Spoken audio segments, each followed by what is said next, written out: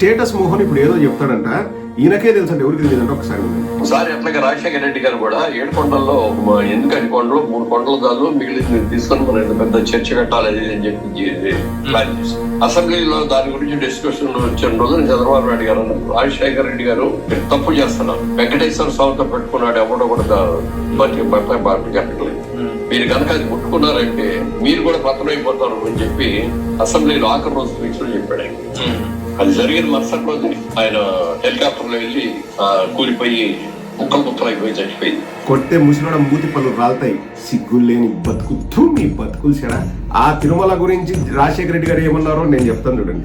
తిరుమల 2 కొండల పరిధిలోకి రాదని 3వ కొండ పరిధిలోకి వస్తుంది కాబట్టి పంచాయతీ ఎన్నికలు నిర్వహించాలని 2005లో బాబు మనిషి జయచంద్ర నాయుడు అనే వ్యక్తి జీవో నెంబర్ 1784 నవంబర్ 4, 1965లో ఇచ్చిన GO number 1784, GO number 1605 December 2, 1975 court చేస్తూ కోర్టులో కేసు వేశాడు. చంద్రబాబు మనిషి Jayachandra Naidu GO number 1784, GO number 1605 పై కోర్టులో కేసు వేశారు. ఆ జీవోలు ఎప్పుడు ఇచ్చారు? జీవో నెంబర్ 1784 ఇచ్చింది నవంబర్ 4, 1965లో, డిసెంబర్ 2, 1975లో జీవో నెంబర్ 1605 ఇచ్చారు. అంటే పంచాయతీ ఎన్నికలు నిర్వహించాలని ఆ జయచంద్ర నాయుడు అనేవాడు కేసు వేశాడు.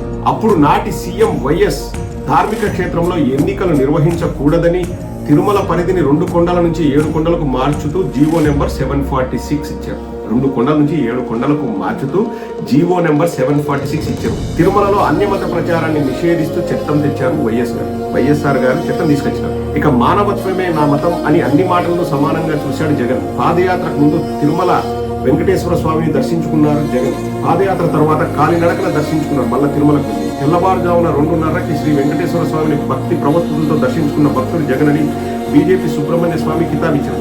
సో జగన్మోహన్ రెడ్డి గారి గురించి లేకపోతే రాజశేఖర రెడ్డి గారి గురించి ఈ కుక్కలు మాట్లాడుతుంటే దయ్యాలు వేదాలు వల్లించినట్టున్నాయండి.